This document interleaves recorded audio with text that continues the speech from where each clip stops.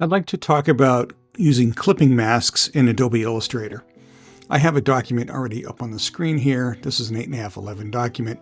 The first step is to go to File, Place, and I'm going to place an image on the page. The icon changes. I'm going to define that area, and there's our picture of the cottage. If you want to have that inside of a shape, it can be pretty much any shape you want. I'm going to take the oval tool and I'm going to have, that's our shape right here. That's our shape design. Actually, let's make it a little smaller because I want to show you something else here. So now the next step is to take the selection tool, make sure that the graphic is selected, hold the shift key down, make sure that the image is selected as well. So we got both of these elements selected.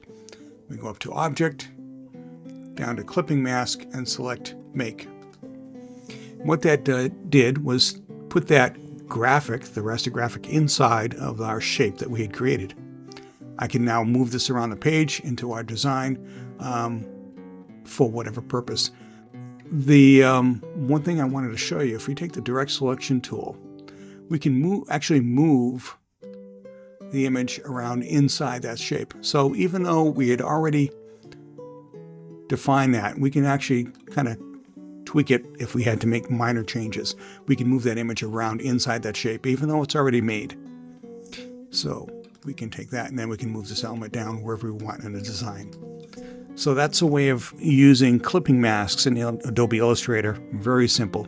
And it's a great way of enhancing your design rather than having square images. I think, organic shape. You can actually design an organic shape using the pen tool, and